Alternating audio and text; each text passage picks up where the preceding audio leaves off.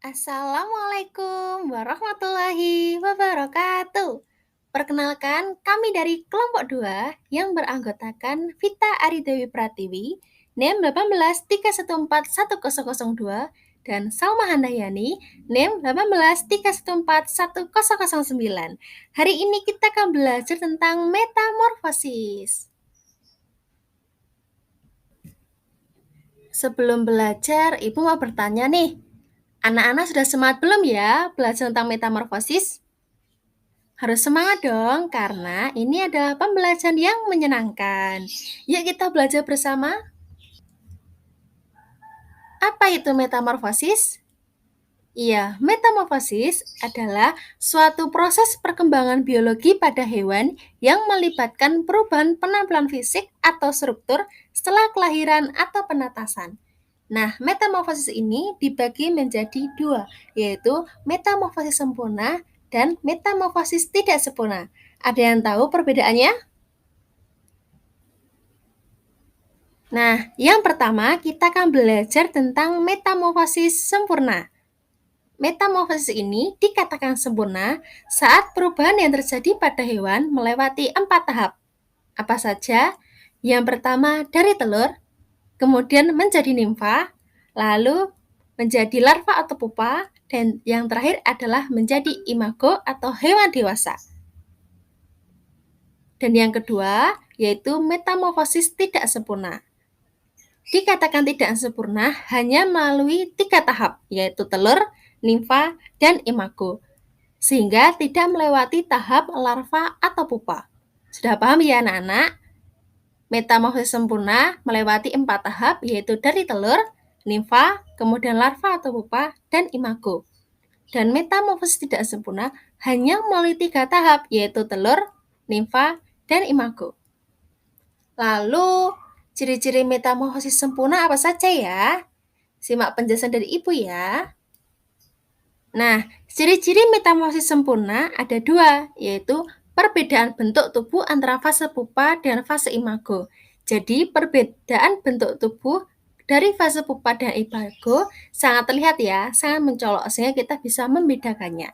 Kemudian yang kedua, tentu saja mengalami fase pupa atau kepompong. Lalu, contoh metamorfosis sempurna itu apa ya? Ada yang tahu? Nah, ini adalah contoh metamorfosis sempurna yang dialami oleh kupu-kupu.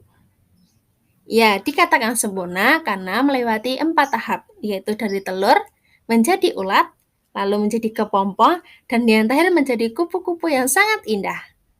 Nah, kita sudah belajar tentang metamorfosis sempurna nih. Lalu kita akan belajar tentang metamorfosis tidak sempurna.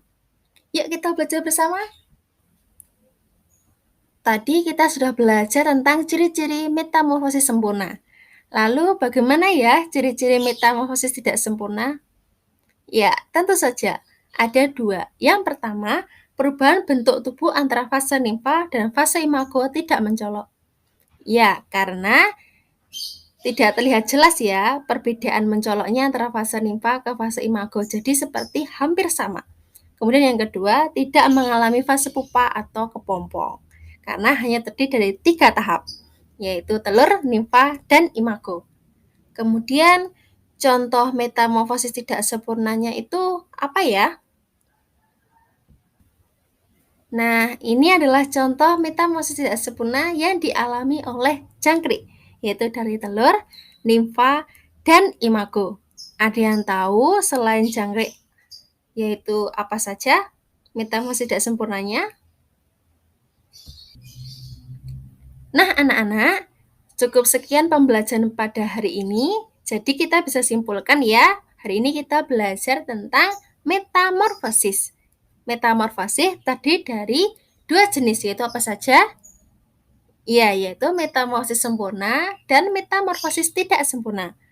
Metamorfosis sempurna terdiri dari 4 tahap, yaitu dari telur menjadi nimfa, kemudian pupa, kemudian menjadi imago.